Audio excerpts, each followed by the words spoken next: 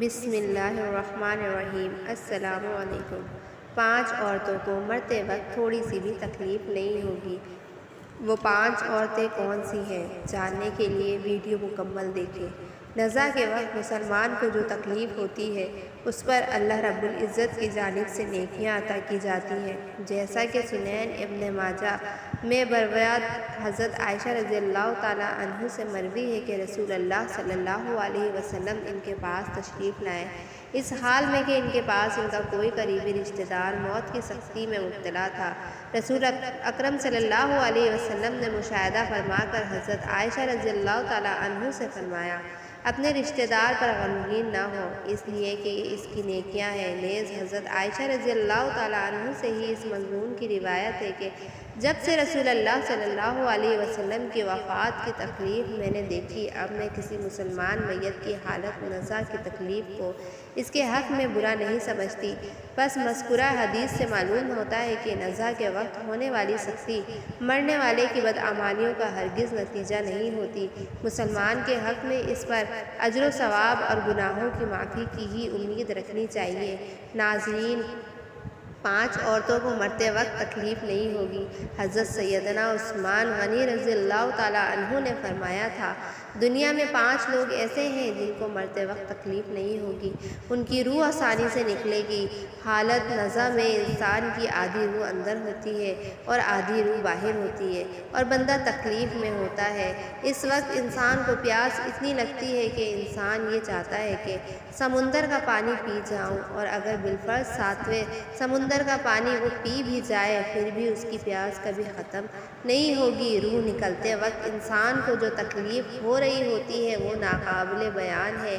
حضرت سیدنا عثمان غنی رضی اللہ تعالیٰ عنہ نے فرمایا، یہ 5 لوگ ایسے ہیں کہ انہیں مرتے وقت ذرا بھی تکلیف نہیں ہوگی، یعنی موت آسانی سے ہوگی اور بغیر تکلیف کے ہوگی۔ پوچھا گیا کہ جناب وہ کون سے 5 لوگ ہیں جنہیں موت کی سختی میں بھی نرمی میسر ہوگی؟ تو فرمانے لگے کہ سب سے پہلا شخص وہ جو اپنے ماں باپ کی موت کے بعد، یعنی ماں باپ کے مرنے کے بعد وراثت کا حصہ اپنی بہنوں کو پہنچانے میں جلدی کرتا ہے، یعنی وراثت کا حصہ اپنی بہنوں کو جلد اور بروقت پہنچاتا ہے۔ ایسا نہ ہو کہ بہن کے بچے بھوک سے بلکتے رہیں اور تم بہن کے حق پر قبضہ کیے بیٹھے رہو، اور بہن اس انتظار میں رہے کہ میرا بھائی کب مجھے میرے ماں باپ کی وراثت میں سے حصہ دے گا۔ بہت بار یہ بھی دیکھنے میں آتا ہے کہ بہن کی شادی نہیں ہوئی جبکہ ماں باپ دنیا سے رخصت ہو گئے تو بھائی نے کہا کہ کوئی بات نہیں، جب بہن کی شادی کروں گا تو اس کا حصہ اسے جہیز کی صورت میں دے دوں گا۔ یاد رہے کہ اسلام میں بہنوں کو جہیز دینا فرض نہیں جبکہ ان کا وراثتی حق دینا فرض ہے۔ دراصل عورت کو جہیز دینا یہودیوں کی رسم ہے، اسلام اس کی ترغیب نہیں دیتا، لیکن اسلام میں عورت کا وراثتی حصہ دینا فرض ہے۔ واضح رہے کہ والدین کے ترکہ میں جس طرح ان کی نرینہ اولاد کا حق و حصہ ہوتا ہے، اس طرح بیٹیوں کا بھی اس میں شرعی حق و حصہ ہوتا ہے۔ والدین کے انتقال کے بعد ان کے ترکہ پر بیٹوں کا خون تن تنہا قبضہ کر لینا اور بہنوں کو ان کے شرعی حصے سے محروم ناجائز اور سخت گناہ ہے۔ بھائیوں پر لازم ہے کہ بہنوں کو ان کا حق و حصہ اس دنیا میں دے دیں، اور نہ آخرت میں دینا پڑے گا، اور آخرت میں دینا آسان نہیں ہوگا۔ حدیث مبارک میں اس پر بڑی وعیدیں آئی ہیں۔ حضرت سید بن زید رضی اللہ تعالیٰ عنہ فرماتے ہیں کہ رسول اللہ صلی اللہ علیہ وسلم نے فرمایا، جو شخص کسی کی بالشت پھر زمین بھی آزرا ظلم لے گا، قیامت کے دن 7ویں زمینوں میں سے اتنی ہی زمین اس کے گلے میں توق کے طور پر ڈالی جائے گی۔ ایک اور حدیث مبارکہ میں ہے، حضرت انس رضی اللہ تعالیٰ عنہ فرماتے ہیں کہ رسول اللہ صلی اللہ علیہ وسلم نے فرمایا، جو شخص اپنے وارث کی میراث کاٹے گا، یعنی اس کا حصہ نہیں دے گا، تو اللہ تعالیٰ قیامت کے دن اس کی جنت کی میراث کاٹ لے گا۔ یاد رہے کہ جہیز کی رسم اسلام کی رسم نہیں بلکہ یہودی کی رسم ہے، اور اس کا اس سے بڑا نقصان ہے کہ جس طرح یہودی کی عورت کو بغیر جہیز کے کوئی شخص قبول نہیں کرتا تھا، اسی طرح آج اسلام میں بھی عورتوں کی شادیوں میں سب سے بڑی رکاوٹ جہیز ہے۔ غریب آدمی کی بیٹی بیٹھی بیٹھی بوڑھی ہو گئی ہے کہ جہیز کا کوئی بندوبست نہ ہو سکا۔ اسی طرح اگر کوئی شخص یہ کہے کہ میں بہن کا وراثتی حصہ تو نہیں دے سکتا، البتہ جب اس کی شادی کا وقت ہوگا تو جہیز دے دوں گا، لہٰذا فرمایا گیا کہ بہنوں کو بروقت حصہ دینے والے کی روح موت کے وقت بڑی آسانی سے نکلتی ہے۔ ایک عورت کا بھائی جب فوت ہوا تو اس عورت نے بہت اصرار کیا کہ مجھے بھی قبرستان میں لے چلو، میں بھی اپنے بھائی کی قبر پہ جانا چاہتی ہوں۔ خیر، اس کے اس اصرار کو قبول کیا گیا اور اسے قبرستان میں اس جگہ لے جایا گیا جہاں اس کے بھائی کی تدفین ہونے والی تھی۔ اس کے دیکھتے ہی دیکھتے میت کو قبر میں اتارا گیا اور اس کے بھائی کو مٹی کے سپرد کر دیا گیا۔ جب دعا کی باری آئی تو تمام عزیز و اقارب کے سامنے اس روتی ہوئی بہن نے آسمان کی جانب اپنے ہاتھ اٹھائے اور آسمان کی جانب دیکھا۔ اس کا دل رو رہا ہے، آنکھیں چھم چھم برس رہی ہیں۔ اس نے ایک ایسی دعا کی کہ لوگوں کے مردہ ضمیر کو جگا دیا۔ روتی ہوئی بہن نے آسمان کی جانب دیکھ کر فریاد کی کہ اے میرے مالک، اے انصاف کرنے والے، آج میرا بھی انصاف کر دے۔ رو رو کر کہنے لگی، میرا مالک، تم میرے اس ظالم بھائی کو اپنی رحمت سے دور رکھنا، ایسے دور رکھنا جیسے اس نے میرے والدین کی وراثت سے مجھے دور رکھا ہے۔ میرے بچے بھوک سے بلکتے رہے لیکن اس ظالم کو میرے بچوں پر ذرا بھی ترس نہ آیا۔ میں اپنے بچوں کو حرام جانور کا گوشت کھلانے پر مجبور ہوئی۔ میرے بچوں نے بڑی ہی غربت کی زندگی گزاری ہے، جبکہ میرے اس ظالم بھائی کو کبھی بھی حیا نہ آئی، کبھی بھی رحم نہ آیا کہ میں اپنی بہنوں کی وراثت کا جوان کا حق ہے اسے ادا کروں۔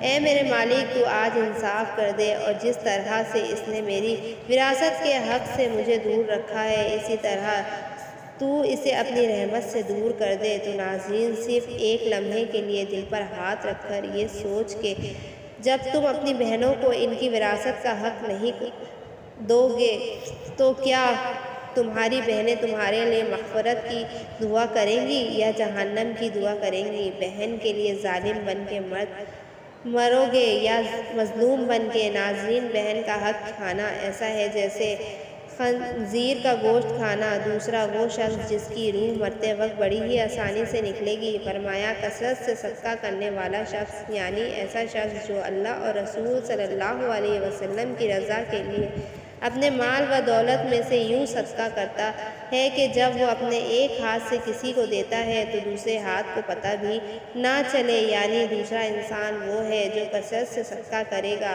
تو اس کی موت کے وقت اس کی روح آسانی سے نکلے گی اور جان کنی کا عمل اس کے لیے تکلیف دہ نہیں ہوگا۔ نمبر 3، ایسا انسان جو اپنی فیملی سے اچھا سلوک کرنے والا ہے، یعنی اپنے ماں باپ، بیوی بچوں اور بہن بھائیوں سے نرم دلی کا رویہ رکھنے والا ہے، اپنی بیوی بچوں سے پیار کرنے والا ہے، حلال کا لقمہ کما کر اپنے بیوی بچوں کی کفالت کرنے والا ہے۔ بزرگان دین فرماتے ہیں کہ جب رزق تنگ ہونے لگے تو دسترخوان کو وسیع کر لیا کرو، یعنی اپنے بیوی بچوں پر خرچ کرنا بھی صدقہ ہے، انہیں کھلانا پلانا صدقہ ہے۔ لہٰذا ایسا شخص جو اپنی فیملی پر خرچ کرتا ہو اور ان سے حسن سلوک کرتا ہو تو جب وہ دنیا سے رخصت ہوگا تو اس کی روح نکلنے میں آسانی ہوگی اور اسے کوئی تکلیف نہ ہوگی۔ اسی طرح حضرت عثمان غنی رضی اللہ تعالیٰ عنہ نے جو شخص یہ سوچ کر نماز ادا کرتا ہے کہ جو نماز وہ ادا کر رہا ہے وہ میرے نبی صلی اللہ علیہ وسلم کی آنکھوں کی ٹھنڈک ہے، نماز دین کا ستون ہے، نماز مومن کی معراج ہے، اسلام و کافر میں تفریق ہے، تو 5 وقت کا نمازی موت کے وقت کسی قسم کی سختی میں مبتلا نہ ہوگا۔ پھر فرمایا، 5واں وہ شخص ہے جو قرآن کی تلاوت کر رہا ہو، یعنی خود بھی قرآن پڑھتا ہو، وہ دوسروں کو بھی قرآن سکھاتا ہو۔ پھر فرمایا، راتوں کو تنہائیوں میں اٹھ اٹھ کر قرآن پڑھا کرو اور قرآن پڑھتے وقت رویا کرو۔ فرمایا کہ اگر رونا نہ بھی آئے تو رونے کی کوشش کر لیا کرو۔ حضرت علی حجویری گنج بخش رحمۃ اللہ علیہ سے کسی نے پوچھا کہ حضرت اگر رونے کی کوشش بھی کریں اور پھر بھی رونا نہ آئے تو پھر کیا کریں؟ تو فرمایا کہ پھر اپنے مقدر پہ رویا کرو۔ کیا تم اتنے سنگ دل ہو گئے ہو کہ تمہاری آنکھیں آنسو نہیں بہاتی؟ حضرت عائشہ صدیقہ رضی اللہ تعالیٰ عنہ کہتی ہیں کہ جب سے انہوں نے اللہ کے رسول اللہ صلی اللہ علیہ وسلم کو موت کے وقت درپیش سختی کا منظر دیکھا ہے، تب سے کسی کی آسان موت پر خوش نہیں ہوتی اور آسان موت نصیب ہونے کی تمنا بھی نہیں کرتی، کیونکہ وہ جان چکی تھیں کہ نہ تو موت کی سختی مرنے والے کی برے انجام کی دلیل ہے اور نہ آسان موت کوئی عزت افزائی کی بات ہے۔ اگر سچ مچ ایسا ہوتا تو اللہ کے رسول اللہ صلی اللہ علیہ وسلم کو آسان سے آسان تر موت نصیب ہوتی۔ یہی وجہ ہے کہ نہ وہ موت کی سختی کو ناپسند کرتی تھی اور نہ کسی کی آسان موت پر خوش ہوتی تھی۔ موت کی سختی کے بارے میں حضرت عائشہ رضی اللہ تعالیٰ عنہ سے روایت ہے، آپ رضی اللہ تعالیٰ عنہ فرماتی ہیں کہ میں نے رسول اللہ صلی اللہ علیہ وسلم انہام کو حالت میں نزع میں دیکھا۔ آپ صلی اللہ علیہ وسلم کے پاس پانی کا ایک پیالہ رکھا ہوا تھا۔ آپ صلی اللہ علیہ وسلم اس میں ہاتھ داخل کرتے اور پھر اپنے چہرے پر پھیر لیتے اور فرماتے کہ یا اللہ موت کی سختی میں میری مدد فرما۔ مختلف احادیث مبارکہ سے معلوم ہوتا ہے کہ مومن کی روح بہت آسانی سے نکلتی ہے اور روح کے نکلتے ہی اس کے لیے خوشخبریاں شروع ہو جاتی ہیں، جبکہ کافر کے بارے میں آتا ہے کہ اس کی روح انتہائی سختی کے ساتھ قبض کر لی جاتی ہے اور اسی وقت سے ہی اس کے برے حوال شروع ہو جاتے ہیں۔ البتہ متعدد احادیث مبارک میں یہ بھی مذکورہ ہے کہ اللہ تعالیٰ نے موت کے اندر ایک ایسی شدت اور سختی رکھی ہے کہ اس کا احساس دنیا سے جانے والے ہر شخص کو ہوتا ہے، خواہ وہ نیک مسلمان ہو یا کافر ہو، لیکن مومن پر جو تکلیف آتی ہے وہ اس کے گناہوں کی معافی اور درجات کی بلندی کے لیے ہوتی ہے، جبکہ کافر پر تکلیف اس کے بدعمالیوں کی سزا کے طور پر آتی ہے۔ چنانچہ ایک حدیث میں آتا ہے کہ مومن گناہ کرتا ہے، اس وجہ سے اس پر موت کے وقت سختی کی جاتی ہے تاکہ اس کے گناہوں کا کفارہ ہو، اور کافر بھی نیکی کے کام کرتا ہے تو اس پر اس کی موت کے وقت کچھ آسانی کر دی جاتی ہے تاکہ اس کے ان اچھے کاموں کا بدلہ ہو۔